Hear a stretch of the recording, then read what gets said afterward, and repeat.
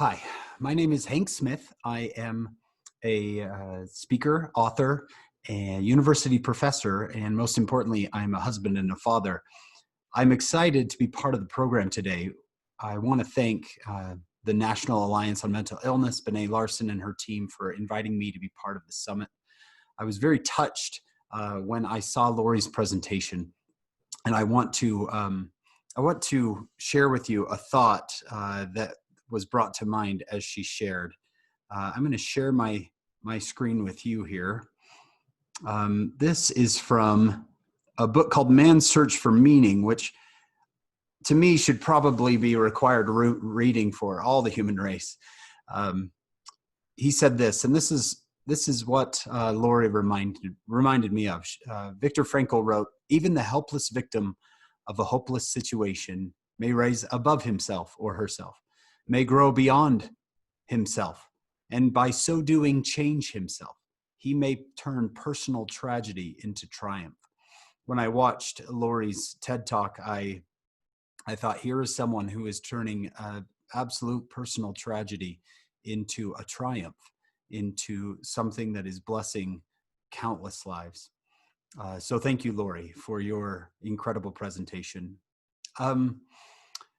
I want to just introduce myself to you and share some thoughts that I've been preparing for the last couple of weeks.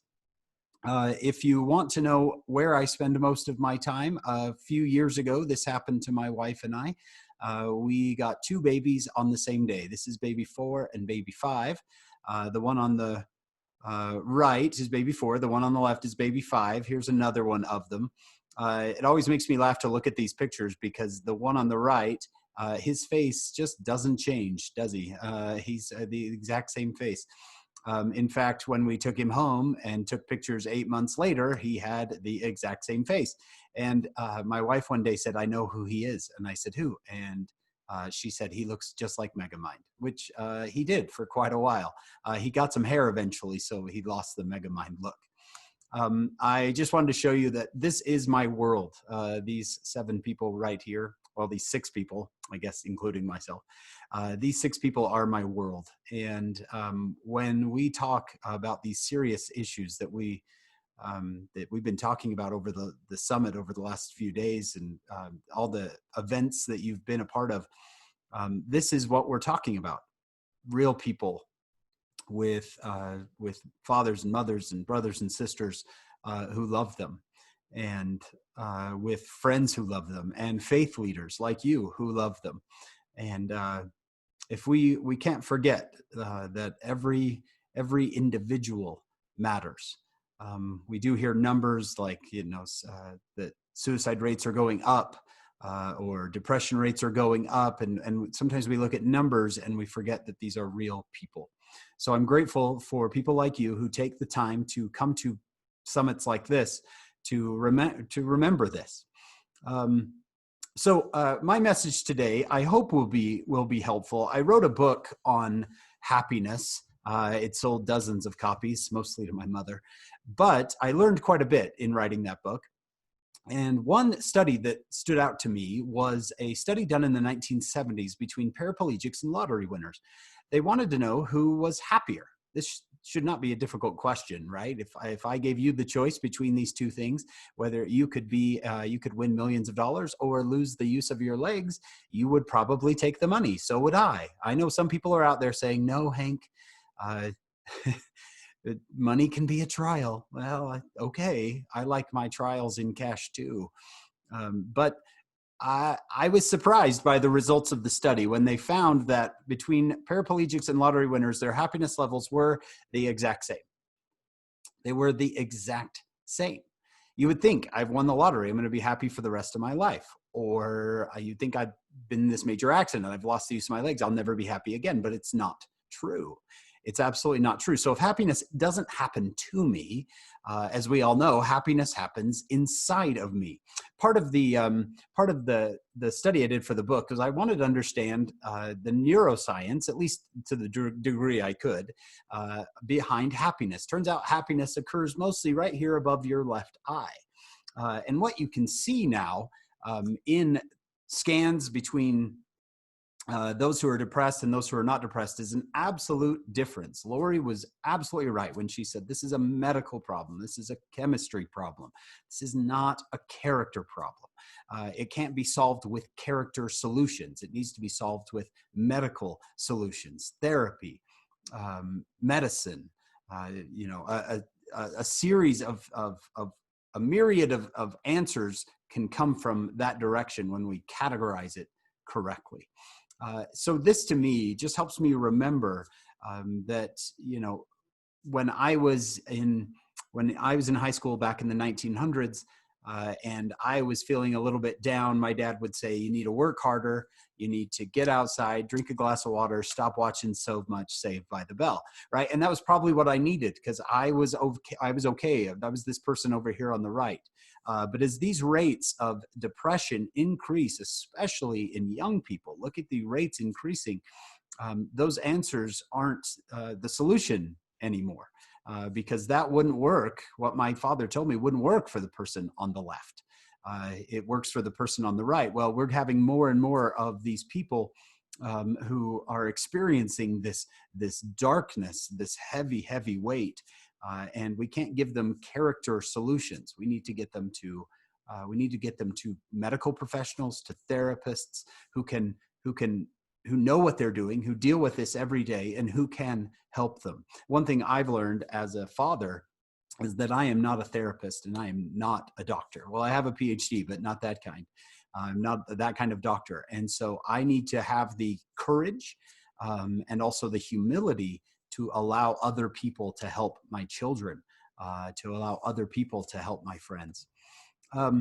I've read multiple studies for the book that I wrote on why this is happening. Why are rates of suicide increasing? Why are rates of depression increasing, especially among young people? And almost everybody has a solution, or at least a cause.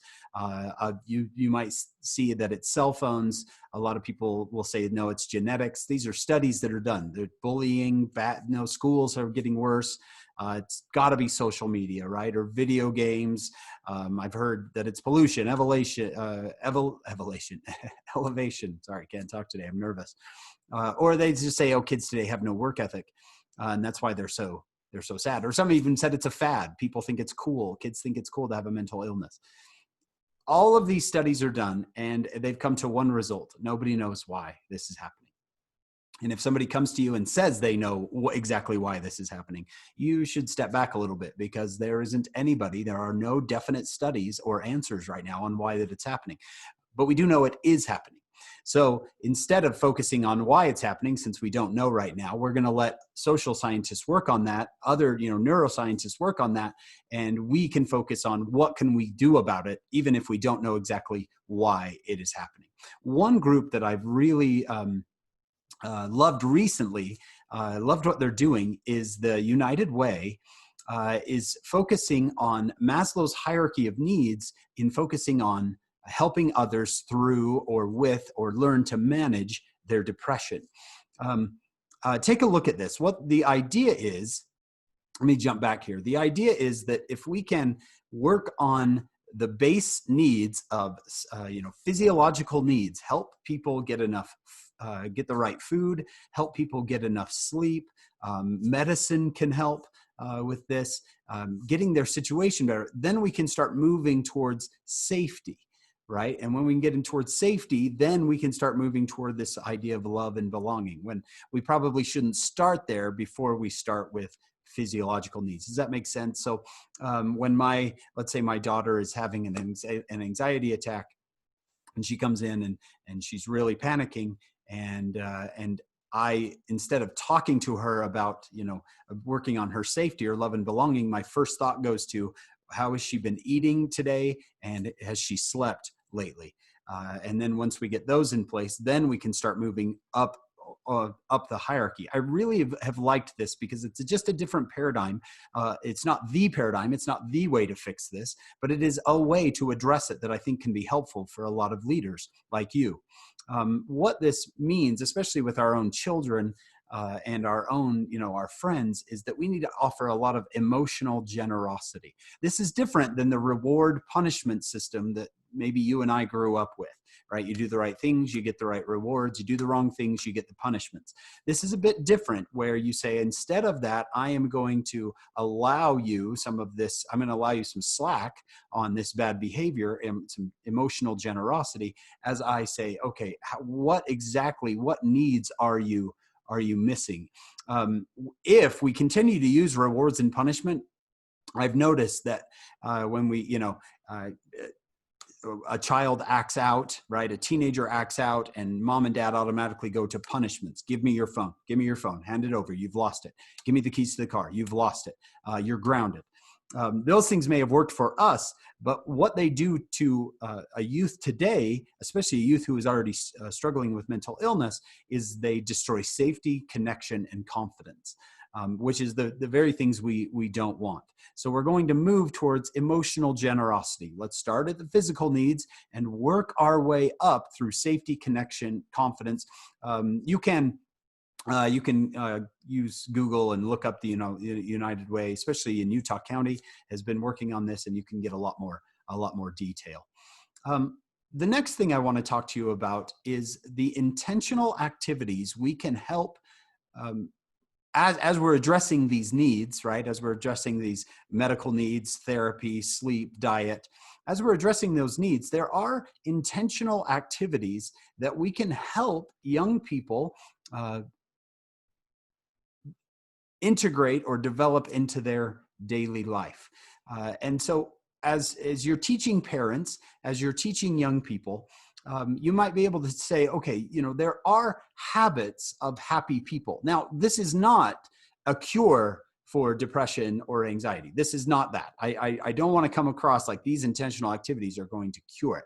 They might help someone with those problems. In fact, I think they'll help everyone be happier, no matter where they are on that, on the spectrum. However, don't address these as cures, but address them as helps as you try to find those needs that we talked about. So if it was stuff that made us happy, we should be getting a lot happier, right? What's been invented since 1972? Your cell phone, your microwave, right? All of these things have been invented to make our lives easier and better. The internet, right? All of this. And yet, relatively over the last 50 years, things have stayed pretty much the same. They'll do the study again in 2020. It'll probably be way worse numbers for 2020, right? So this is all staying relatively the same. Those that describe themselves as pretty happy, those who describe themselves as very happy, and those who say, I don't feel very happy. Those numbers stay relatively the same. So if it's not stuff that is helping us, what are the intentional activities that help people become happier? I like to compare these to brushstrokes. If you look at Starry Night, it's worth $165 million. It's in the New York Museum in New York. If you look at Starry Night, you can see that there are hundreds of thousands of brushstrokes, especially when you look really closely. From a distance, you might see, I could count those up. But really, as you get closer and closer, you see that these are tiny little brushstrokes. And there's hundreds of thousands of them in this masterpiece. It turns out happiness is a lot the same way for human beings. That it turns out that they're tiny little brushstrokes. And you know what? None of these brushstrokes in isolation are very impressive. You wouldn't take that one brushstroke and go, that is a brilliant brushstroke, right? You would look at that and say, I could do that. I could do that. I could do that, right? It's the combined effect of all of them put together in the right place that seems to create this masterpiece. Well, habits of happy people are really the same way. There's nothing that I'm going to offer you today that is going to be incredibly impressive. You do this one thing once, it'll change how happy you are. What these intentional activities are tiny little brushstrokes. In isolation, they're not impressive, but as they build up over time, they can have a significant impact on your happiness. So I'm going to give you 12 of these today. I'll make sure the slides are available for you so you don't have to jot them down really quick. I just want you to kind of think about them and say, try to analyze in your own life how often you're using these, and also how you might help others in your congregation, in your influence, in your social circle. How can you help them integrate these little daily brushstroke habits into their lives? All right, number one is always number one across the board. Happiness and social circle are almost twins. And I know about twins. Remember, I showed you mine earlier. Happiness and social circle go hand in hand. So we have got to encourage people to spend time with those who uplift them and make them happy. Think of the 5 people you spend the most time with. Are they happy people? Because odds are, if they're happy, you're going to be significantly happier. All right, let's go to our next one. Happy people try to be happy. Research shows that when happy people, they say, what do you do when you're not feeling happy? They say, well, I think about happy things. So think of something that makes you happy, right? Your children, your grandchildren, maybe people slipping and falling, whatever makes you happy, right? If you'll focus on those things, it actually can create the chemistry in your brain for happiness. Number 3, happy people use signature strengths often. I call them signature strengths because what they are, they're unique to the individual, like a signature. And if they're activities that you have in your life that fill you up, that make you full of energy. For example, my wife can sit at the piano, play for an hour, and feel like she's been there 2 minutes because she just loves it so much. That is not me. When I play at the piano, I get very frustrated. It doesn't do what I want it to do, right? But for me, perhaps it's going on a long run or reading a history book. So what is it for you? The things that make time to fly by and you just enjoy it so much and you wish you had more time for it. Perhaps it's painting. Perhaps it's playing the guitar. Perhaps it's sports. You can have a lot of differences in these. That's why they're called signature strengths.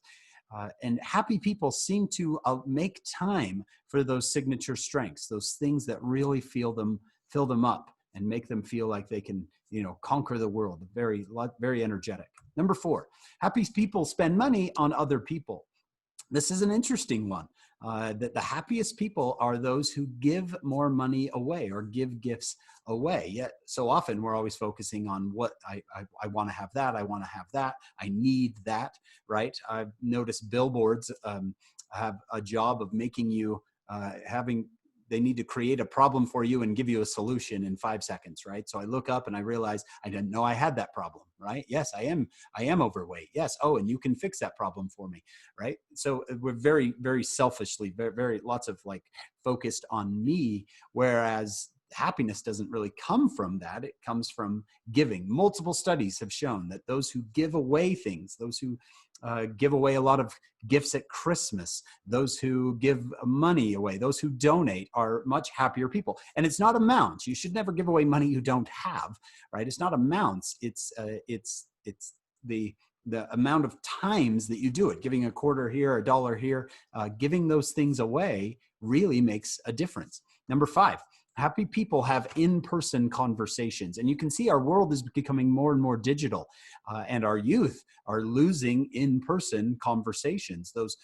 Have you ever sat at dinner with a friend and just talked and talked and talked? And maybe you were at the restaurant and the server came over and said, do you need something else? No. And then they finally said, hey, we're closing. And you said, oh, really? Has it gone that amount of time? Right? Because you're just having this wonderful connection with a human being. That really is good for people. It's good for their spirit. It's good for their brain to have those in-person conversations. Number 6, happy people laugh. It's funny to me what adults watch on television every night. It's usually a murder, and then they figure it out, just like they did the night before, right? Where we've had the choice of comedy, and sometimes we don't choose it. Did you know that children, on average, laugh 300 times per day? Adults is 15. What happened? What happened? Why did we stop laughing? This may seem obvious that we need to laugh more, but laughter is something that you can actually engage in. You can deliberately do instead of saying, well, it just kind of happens when it happens. No, I can I can talk to people who I find funny. I can watch television shows, other media that I find humorous, right? Happy people laugh. Laughter has the same effects on the body as exercise. It'll lower your cholesterol. It'll lower your blood pressure. Laughter is essential. It's one of those intentional activities of happy people. All right, we're about halfway through. Number 7, happy people use music. This is essential. It's absolutely essential that families, youth, adults, that we learn to use music to affect our mood. Again, you can see that none of these are cures for a medical problem, right? None of these are cures for what a therapist and what medication can do. But you can see that they're little tiny brushstrokes that can help. They can help a family, they can help a person to just increase their level of happiness a little each day, a little each week, month. All right, number 8, happy people are usually looking forward to something. So when research shows happy people, they usually have something on the calendar out there, a month, a week, 2 months, that they're looking forward to. They're saying, oh, I can't wait for that. It doesn't have to be big. It can be lunch with my sister. It could be a trip to Rome. It doesn't matter. It's just something out there that you're looking forward to. Have you ever noticed that the anticipation for a vacation is often better than the vacation? That's because of the chemistry in the brain. The anticipation of pleasure is very potent and has an effect on us. And so when we have something out there, we can kind of keep that chemistry alive. All right, number 9, happy people exercise and have a healthy diet. I know, I hate this one too, but this one is absolutely crucial. Exercise has been shown to do, in some studies, it's been shown to do more for depression than antidepressants. There's just something so beneficial about exercise. And then also teach your congregations, your young people, that their brain can only function on what they eat. One girl, I said, where do you think your brain gets all of its energy from? She was a sweetheart. She said, I don't know, the sun. I said, no, not the sun. You're not a plant. Ding dongs and a Mountain Dew every once in a while is no big deal. But if that's your lunch every day, you can see that's going to have effect on the chemistry of your brain.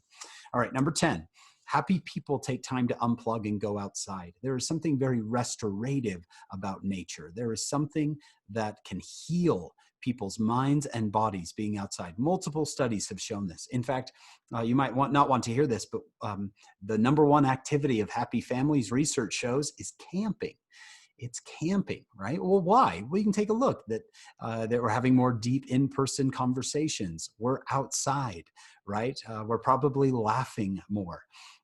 So about 20 minutes outside can have an effect on the brain. 20 consecutive minutes outside every day can have an effect on the brain. Yet sometimes we go from our kitchen to our garage, to our automobile, to the office, back home, back to the garage, and back inside, and we haven't been outside at all. We've looked outside quite a bit, but we haven't been outside.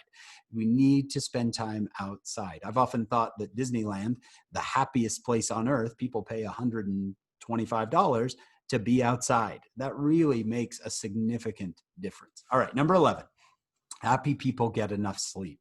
This goes back to what we talked about earlier with what the United Way is doing with Maslow's hierarchy of needs. This one is crucial. And you can see that, there's so much, people are so busy and there is so much to see. There's so much entertainment out there that, I have lots of young people who take their phone to bed with them every night, and that phone is stimulating their brain with all that color and light. Sometimes these games that people play on their phones look just like a slot machine. Well, slot machines were designed to keep people stimulated, to keep their eyes and minds stimulated so they wouldn't go to bed. So they'd keep putting in quarters. Well, the idea is the same way with a phone. All that color and all that light. I bet this has happened to you, perhaps, where your brain finally gave up and you dropped your phone on your face, right? Where your brain just said, I just can't do this anymore. So this one, to me, is probably something, and I can, from what we talked about earlier with Maslow's hierarchy of needs, this one is crucial. It's got to come first. How is your sleep? And can we get you sleeping well? And if we can get that, then we can start working on other things. The last one, which is one of my favorites, probably my favorite one, because 1, I didn't see it coming, and 2, it's very much connected to to religion and spirituality is that happy people meditate. Happy meditation has been shown to get off the charts results in the happiness centers of the brain. Now, you don't have to balance on one finger and with 1,000 candles around you. Meditation can be very simple. There are apps that will help people meditate. This is something that I would encourage you to start trying, and then encourage your congregations, your own, youth groups to give a try. In fact, I wanted to show you one thing. In one of the most powerful studies ever done on the influence of self-compassion or meditation on the brain, Dr. Davidson studied the brains of Tibetan monks who had more than 10,000 hours of practice in meditation. He watched their brains, and he found that when they were engaged in compassion meditation, sending compassion to themselves and all beings, they showed the highest readings ever recorded in the happiness centers of the brain. All right. Well, I'll go back to our line here, just in case you wanted to take a look at the full list. This can be something that can be helpful. I've heard from many people who say, hey, this list has really helped me. I've just worked on one thing at a time. And, it didn't have a lot of impact at first, of course, but over a matter of weeks and months, I started to feel a little bit better, and people started to notice that I was feeling a little better. So I tried to put another one in, another one of these habits, and pretty soon the masterpiece started to take shape. Again, I know it's the third time I've said this, but please don't think this is the cure for medical depression. Please get especially these young people, to professional therapists and to medical doctors who you trust, and who do this all the time and do this every day, and can help people come to a good place where they can maybe work on some of these things. I wanted to share with you something before I've finished. When we're parenting, we we have a tendency to use a lot of force.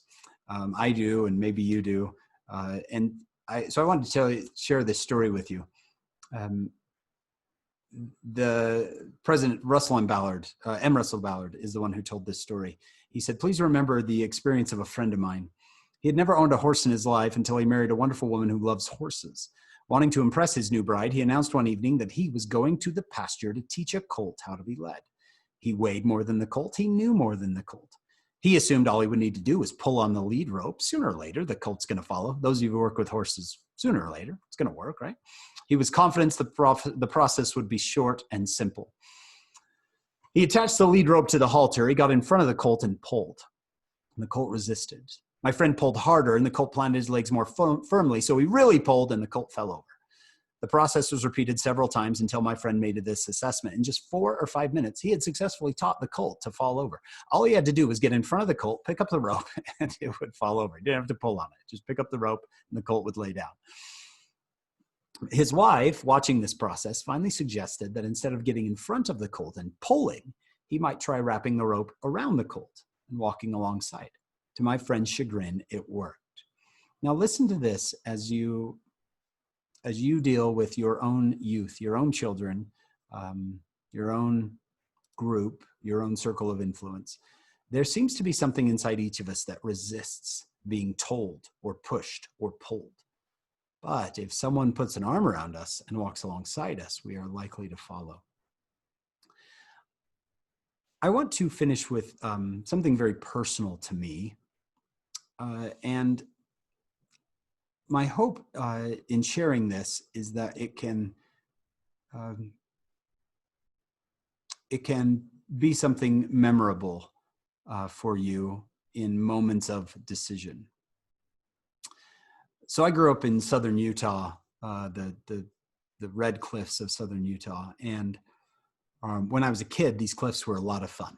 We would roll rocks off of them and watch them, those sandstone rocks would explode. Sometimes we'd play who could get closest to the cars with the rocks without hitting them. It was a great childhood. But when I was as a dad, I don't find these cliffs very fun. They're more dangerous, right? Well, I had a dream one night. I was with my daughter, and she was 4 or 5 at the time, and we were walking along the red cliffs of my childhood. Well, at one point, she started walking a little too close to the cliffs, and I told her name's Madeline. I said, "Hey, Madeline, come away from the cliffs." And she thought it would be funny to tease Dad a little bit, so she smiled and went a little bit closer to the cliffs. Now, her brain's not fully developed, and she's not doing this to be rebellious. She just thinks it's funny, but she doesn't understand the danger that's close to her. So I used my dad voice. Do you have a dad voice, or do you moms out there have a dad voice? I used my deep dad voice, and I said, "Hey, Madeline, get away from the cliff." And she, again, thinking to be cute, turned her back on the cliff and started backing up towards it to see if she could make me laugh, to tease me. I, of course, was getting more nervous in this dream, and I said, "Stop right where you are." And so she would stop. But when I took a step forward, she would take a step back. And I said, "Hey, please stop. I'm serious. Stop."